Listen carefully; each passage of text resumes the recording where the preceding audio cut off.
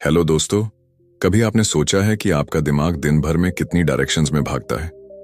एक पल में आप इंस्टाग्राम स्क्रॉल कर रहे होते हैं, अगले ही मोमेंट किसी नोटिफिकेशन की बीप पर अटेंशन चला जाता है और फिर अचानक याद आता है कि कोई काम तो अधूरा रह गया। हम सबका मन करता है कि हम कुछ बड़ा करें, कोई ड्रीम प्रोजेक्ट पूरा करें, कोई स्किल सीखें, करियर में ग्रो करें, लेकिन जब एक्शन लेने का टाइम आता है तो मन डिस्ट्रैक्ट हो जाता है। और सबसे दुख की बात यह है कि ये डिस्ट्रैक्शन अब हमारी आदत बन चुकी है। सोचिए, क्या आपने कभी कोई दिन ऐसा बिताया है जहां आपने पूरा दिन काम किया लेकिन रात को लगा कि आपने कुछ खास अचीव नहीं किया? आपको लगा कि आप बिजी तो बहुत थे लेकिन प्रोडक्टिव नहीं। यही है आज की सबसे बड़ी प्रॉब्लम, लैक ऑफ फोकस। हम एक ऐसे दौर में जी रहे हैं जहां आपकी अटेंशन ही सबसे कीमती करेंसी बन चुकी है। कंपनीज, एप्स, एड्स, सबका मकसद एक ही है, आपकी नजरें, आपका टाइम और सबसे बढ़कर आपकी एनर्जी कैप्चर करना। पर इस सब के बीच एक सवाल उठता है, क्या हम दोबारा वो लॉस्ट फोकस पा सकते हैं? क्या हम फिर से वही डीप वर्क कर सकते हैं जो हमें असल सक्सेस दिला सके? क्या आज के इस डिस्ट्रैक्शन फील्ड वर्ल्ड में भी कोई इंसान सिंगल माइंडेड फोकस हासिल कर सकता है? यही सवालों का जवाब देती है ये किताब, द आर्ट ऑफ फोकस। ये कोई बोरिंग थ्योरी वाली बुक नहीं है, ये एक आई ओपनर है, एक ऐसा मेंटल टूल किट जो आपको सिखाता है कि किस तरह आप अपने दिमाग को ट्रेन कर सकते हैं ताकि वो उसी चीज पर रुका रहे जो आपके लिए वाकई इंपॉर्टेंट है। इमेजिन करिए एक ऐसी लाइफ जहां आप हर दिन क्लैरिटी के साथ उठते हैं, जहां आपकी टू डू लिस्ट सिर्फ डेकोरेशन नहीं होती बल्कि आप सच में उसे पूरा करते हैं, जहां आपका दिमाग सोशल मीडिया की बेचैनी से आजाद हो चुका होता है और आपका हर एक्शन आपकी ग्रोथ की तरफ बढ़ता है। अब सोचिए, अगर ऐसा फोकस आप हासिल कर लें तो आपकी लाइफ कितनी बदल सकती है। यही किताब आपको ले जाती है उस जर्नी पर जहां आप मल्टीटास्किंग की इल्यूजन को तोड़ते हैं, अपने एनवायरनमेंट को रीडिजाइन करते हैं, डिजिटल नॉइज से लड़ते हैं और अपने अटेंशन को एक शार्प लेजर की तरफ पॉइंट करते हैं, उसी चीज पर जो आपको आगे ले जाएगी। किताब में कई बातें आपको अनकंफर्टेबल जरूर लगेंगी, लेकिन वो आपकी आंखें खोलेंगी, क्योंकि असल ट्रांसफॉर्मेशन कंफर्ट जोन से बाहर ही शुरू होता है। इस वीडियो में हम जानेंगे इस किताब की सबसे पावरफुल बातों को जो आपकी सोच, आपकी वर्किंग स्टाइल और आपकी पूरी लाइफ का डायरेक्शन बदल सकती है। तो अगर आप भी चाहते हैं कि आप उस नॉइज से बाहर निकलें और एक ऐसी क्लैरिटी के साथ जिए जहां डिस्ट्रैक्शंस आपकी पावर को चुरा ना सकें, तो इस वीडियो को एंड तक जरूर देखिए। चलिए शुरू करते हैं द आर्ट ऑफ फोकस की वो जर्नी जो आपके हर दिन को और आपकी पूरी जिंदगी को रेजर शार्प बना सकती है। Chapter 1, multitasking. एक मीठा झूठ। आपने कितनी बार अपने आप से ये कहा है, मैं तो मल्टीटास्क कर सकता हूं, साथ में फोन भी यूज कर लूंगा, काम भी कर लूंगा, थोड़ा यूट्यूब भी देख लूंगा और साथ में रिप्लाई भी दे दूंगा। लगता है हम टाइम सेव कर रहे हैं, राइट? पर सच तो यह है कि हम अपना सबसे कीमती एसेट, अपनी अटेंशन को टुकड़ों में बांट रहे होते हैं। मल्टीटास्किंग को आज की दुनिया में एक सुपर पावर माना जाता है। लोग इसको अपना स्ट्रेंथ बताते हैं, जॉब इंटरव्यूज में प्राउडली कहते हैं, I can handle multiple tasks at once. लेकिन न्यूरो साइंस और साइकोलॉजी कुछ और कहती हैं। हमारा दिमाग एक टाइम पर सिर्फ एक काम पर पूरी अटेंशन दे सकता है। जब हम मल्टीटास्क करते हैं तब हम असल में मल्टीटास्किंग नहीं कर रहे होते, हम टास्क स्विचिंग कर रहे होते हैं। और हर बार जब हम एक टास्क से दूसरे टास्क पर स्विच करते हैं तो हमारा ब्रेन एक छोटी सी कीमत चुकाता है, जिसे कहते हैं अटेंशन रेजिड्यू। मतलब जब आप एक टास्क को छोड़कर दूसरे पर जाते हैं तो आपकी अटेंशन का एक हिस्सा पुराने टास्क में ही अटका रह जाता है। अब सोचिए, अगर आपने दिन भर में 30 बार टास्क स्विच किया तो आपने अपनी प्रोडक्टिविटी के कितने हिस्से खुद ही काट दिए। मल्टीटास्किंग आपको सिर्फ थका देती है, मेंटली भी और इमोशनली भी।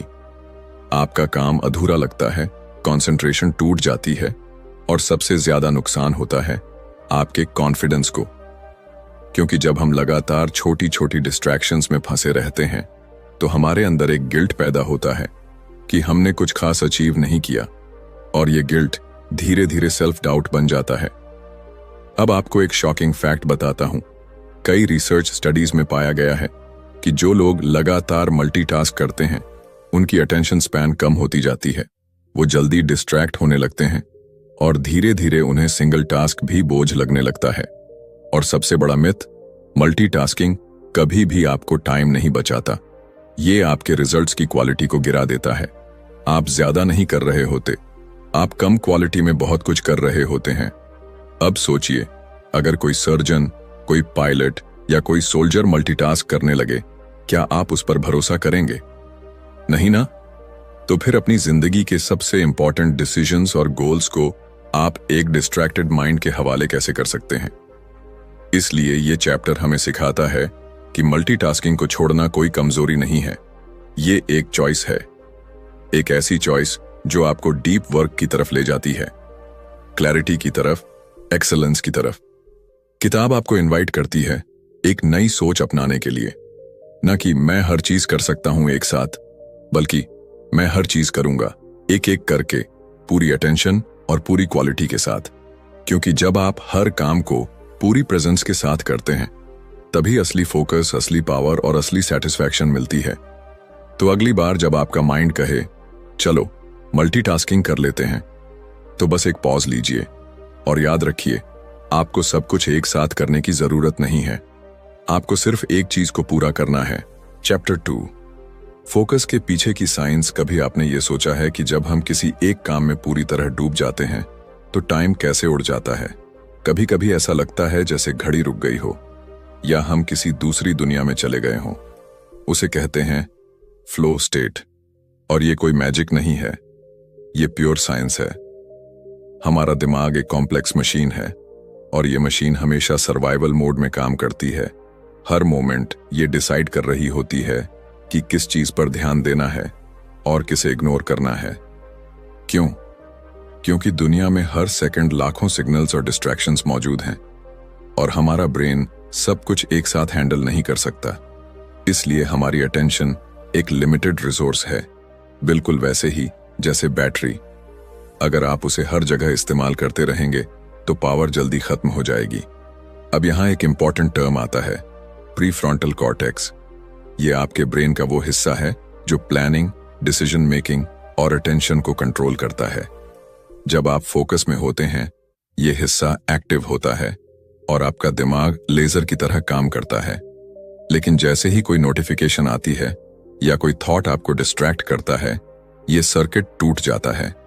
आप फिर से ग्राउंड जीरो पर आ जाते हैं। साइंटिफिक रिसर्च बताती है कि एक बार डिस्ट्रैक्टेड होने के बाद वापस उसी डीप फोकस में आने में 18 से 25 मिनट लग सकते हैं। अब सोचिए, अगर आप हर 10-15 मिनट में अपना फोन चेक कर रहे हैं, तो क्या आप कभी डीप फोकस में जा ही पा रहे हैं? फोकस सिर्फ विल पावर से नहीं आता, वो आता है अंडरस्टैंडिंग से, कि कैसे आपका दिमाग काम करता है और कैसे आप उसे ट्रेन कर सकते हैं। अब बात करते हैं एक और फैसिनेटिंग कॉन्सेप्ट की, डोपामीन। हर बार जब आप कोई नया मैसेज पढ़ते हैं, कोई रील देखते हैं या कोई लाइक मिलता है, आपका दिमाग डोपामीन रिलीज करता है। ये एक फील गुड केमिकल है और ये एडिक्टिव होता है। जैसे ही आपका दिमाग उस डोपामीन हिट का आदती हो जाता है, वो बार बार इंस्टेंट रिवॉर्ड्स ढूंढता है। पर फोकस की दुनिया में रिवॉर्ड्स स्लो होते हैं। वहां आपको पेशेंस चाहिए, डिसिप्लिन चाहिए और साइलेंस के साथ कंफर्ट चाहिए। दिमाग को ट्रेन करना पड़ता है कि वो इंस्टेंट रिवॉर्ड से हटकर डिलेड ग्रेटिफिकेशन की तरफ मूव करे।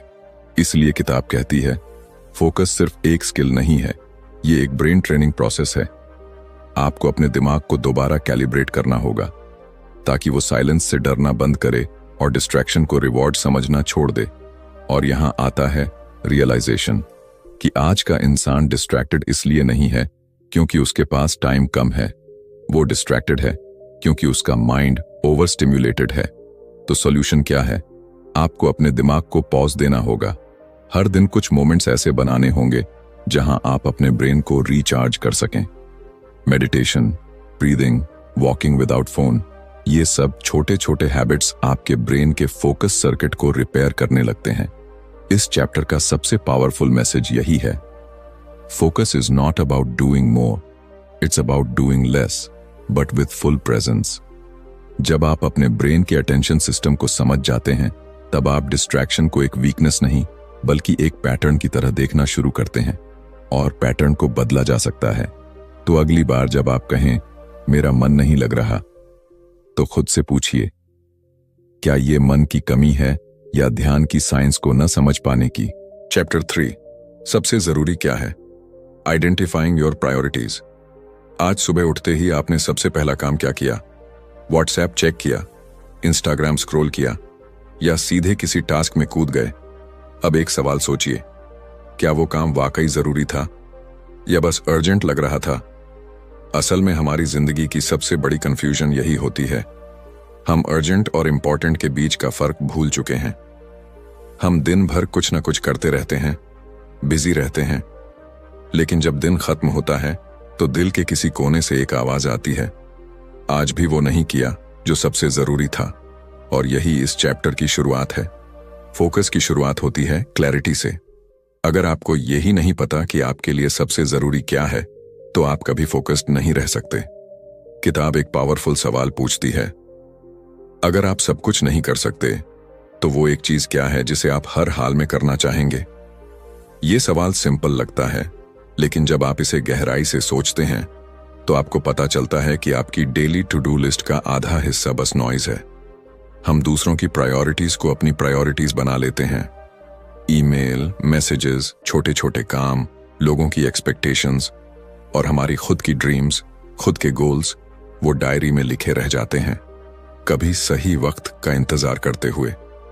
पर सच ये है, सही वक्त कभी नहीं आता, आपको उसे बनाना पड़ता है। इसलिए किताब कहती है, अपने गोल्स को फिल्टर करो। हर उस काम को पहचानो जो आपको सिर्फ बिजी बना रहा है लेकिन आगे नहीं बढ़ा रहा। एक टेक्निक बताई जाती है, द प्रायोरिटी रूल ऑफ 3। हर दिन बस 3 काम डिसाइड करो, ऐसे काम जो अगर आपने पूरे कर लिए तो दिन सफल कहा जाएगा। बाकी सब सेकेंडरी हैं, क्योंकि जब सब कुछ जरूरी बन जाता है तो असल में कुछ भी जरूरी नहीं बचता। इस चैप्टर में एक गहरा लेसन है कि जिंदगी को साफ साफ देखने के लिए आपको ना कहना सीखना होगा, ना सिर्फ लोगों को बल्कि अपने आप को भी, उन आदतों को, उन डिस्ट्रैक्शंस को और उन थॉट्स को जो आपको असल गोल से भटका रहे हैं।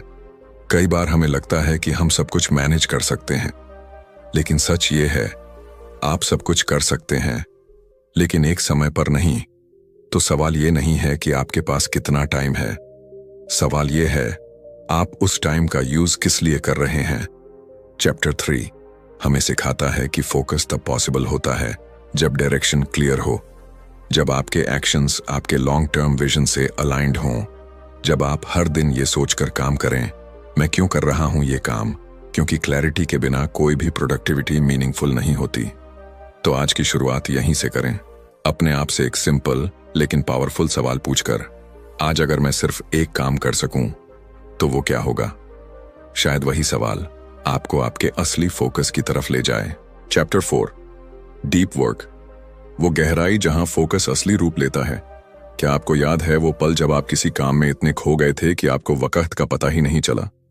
ना फोन की आवाज डिस्ट्रैक्ट कर पाई, ना सोशल मीडिया की लत, ना कोई और ख्याल, बस आप थे और आपका काम था।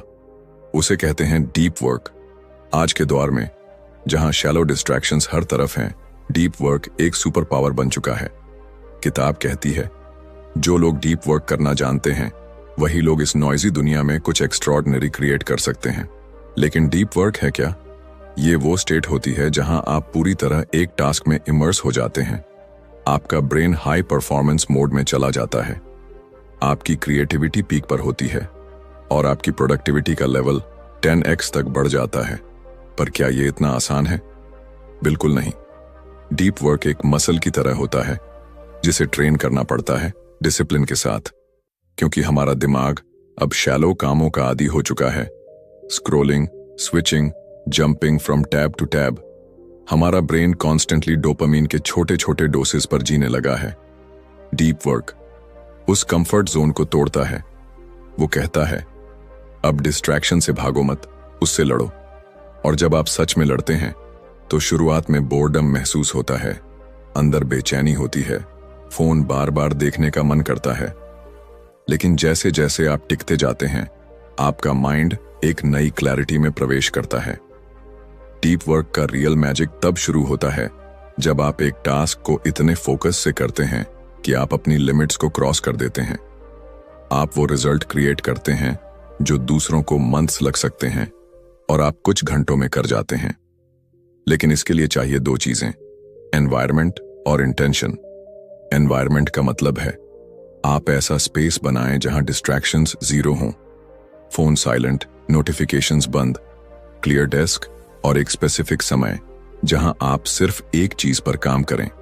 और इंटेंशन का मतलब है आप अपने दिमाग को बता रहे हैं कि अभी मैं इस एक काम को पूरी अवेयरनेस और एनर्जी के साथ करूंगा। No multitasking, no switching, no half hearted effort, बस प्योर इमर्शन। किताब यह भी बताती है कि डीप वर्क आपके कॉन्फिडेंस को नेक्स्ट लेवल तक ले जाता है, क्योंकि जब आप अपने अंदर की हाईएस्ट कैपेसिटी को एक्टिवेट करते हैं तो आप खुद को नए नजरिए से देखने लगते हैं। आप समझते हैं कि आप शैलो डिस्ट्रैक्शन से कहीं ज्यादा कैपेबल हैं। डीप वर्क आपके अंदर की नॉइज को शांत करता है और उस इनर जीनियस को बाहर लाता है जो हमेशा वहीं था, बस दबा हुआ। तो अब सवाल ये नहीं है कि आप कितना काम कर सकते हैं, सवाल यह है कि आप कितनी गहराई से वो काम कर सकते हैं।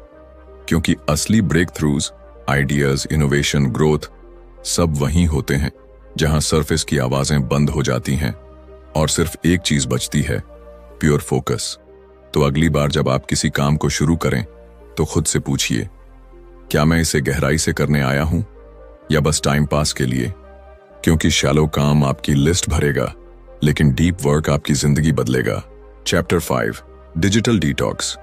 जब साइलेंस ही असली सिग्नल बन जाए, एक पल के लिए सोचिए, अगर आपके हाथ में फोन न हो, कोई नोटिफिकेशन न बजे, कोई मैसेज, कोई डीएम, कोई रील न दिखे, तो क्या आप शांत रह पाएंगे या फिर बेचैनी सी होगी? ऐसा लगेगा जैसे कुछ छूट रहा है। Welcome to the addiction no one wants to admit, digital overload. आज हमारी मॉर्निंग्स एक स्क्रीन से शुरू होती हैं और रात भी उसी स्क्रीन के साथ खत्म होती है। हमारा माइंड हर सेकंड किसी नई इंफॉर्मेशन, किसी नए ट्रिगर के पीछे भाग रहा है। और सबसे खतरनाक बात, हमें लगने लगा है कि ये नॉर्मल है, पर सच ये है, ये नॉर्मल नहीं है, ये माइंड का स्लो पॉइजनिंग है। किताब की ये चैप्टर हमें एक रियलिटी मिरर दिखाता है कि कैसे हमारा डिजिटल लाइफ हमारी रियल लाइफ को खा रहा है। हम एक टाइम पर दो जिंदगियां जी रहे हैं, एक ऑनलाइन और एक कहीं गुम भीतर, जिसे हम खुद भी महसूस नहीं कर पा रहे। डिजिटल डिटॉक्स का मतलब सिर्फ फोन बंद करना नहीं है, ये एक रीसेट है, अपने दिमाग को फिर से कैलिब्रेट करने का तरीका, ताकि हम साइलेंस से डरना बंद करें। क्योंकि आज साइलेंस अनकंफर्टेबल लगता है। अगर 5 मिनट कुछ न करें तो फोन हाथ में आ ही जाता है, जैसे कि दिमाग खुद को डिस्ट्रैक्ट करना चाहता है हर प्राइस पर किताब कहती है, silence isn't empty, it's full of answers.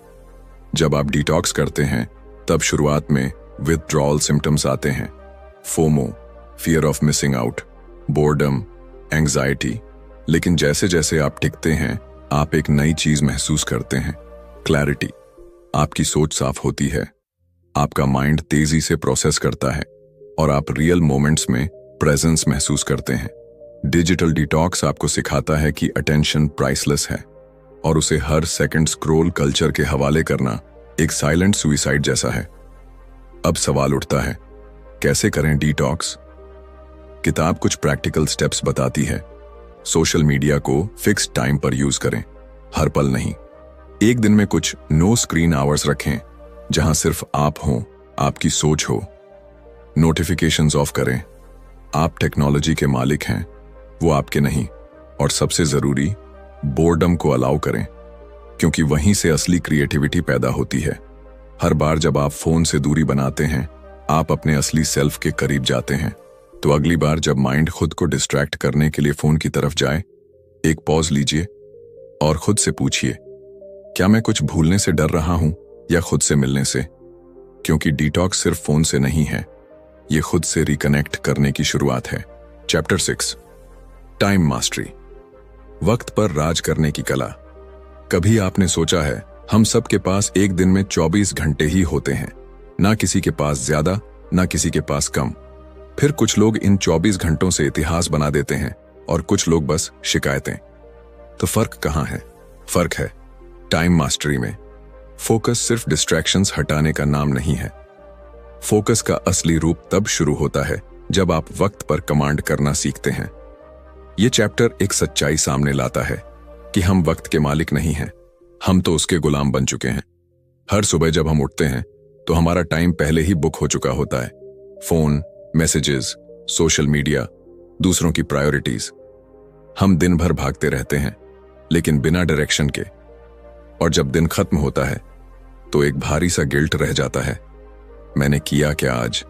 किताब कहती है टाइम को कंट्रोल करने के लिए पहले खुद को कंट्रोल करना होता है, और यह कंट्रोल आता है इंटेंशन से।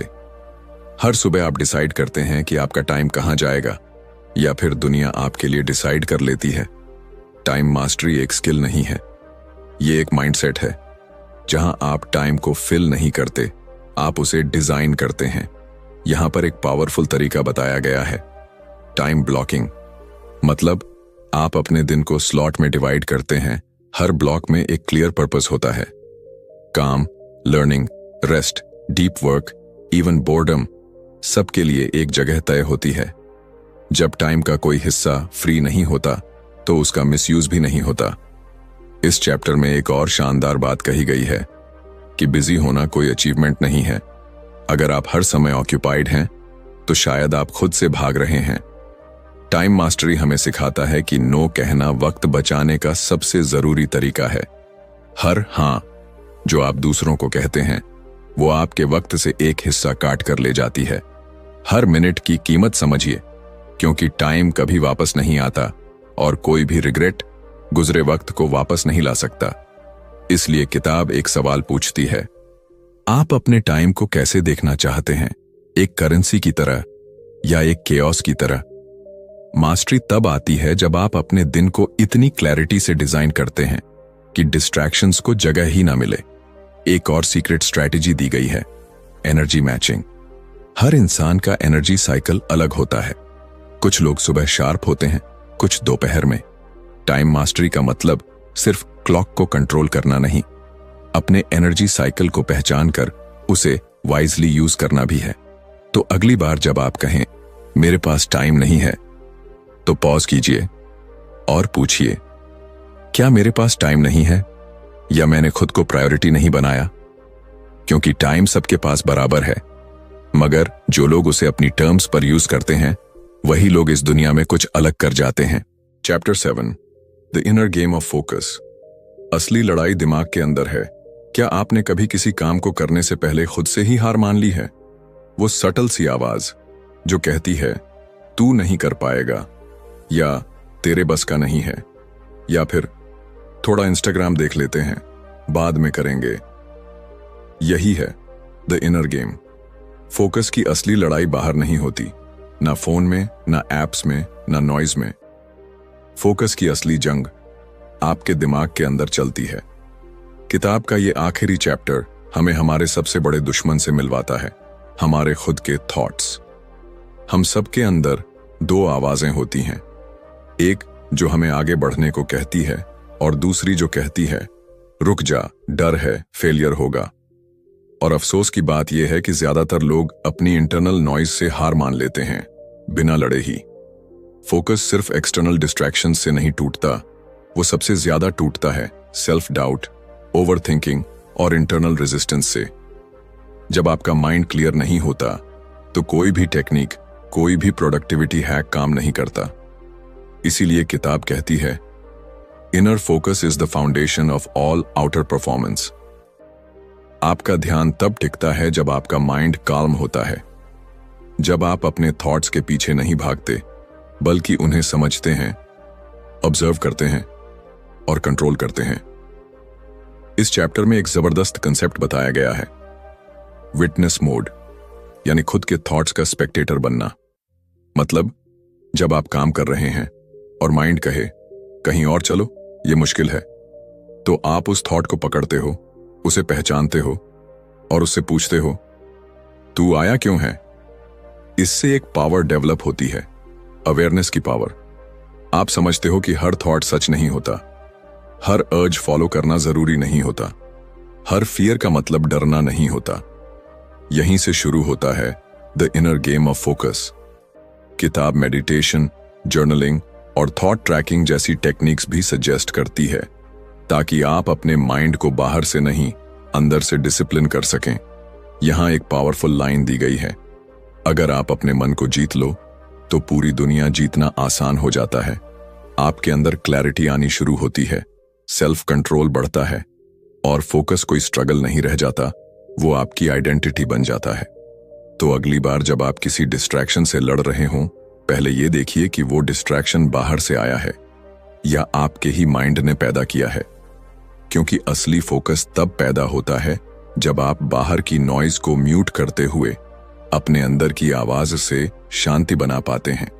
और वही लोग जो इनर गेम जीत लेते हैं, वो दुनिया में ऐसा कुछ कर जाते हैं जो बाकी लोग सिर्फ इमेजिन कर पाते हैं।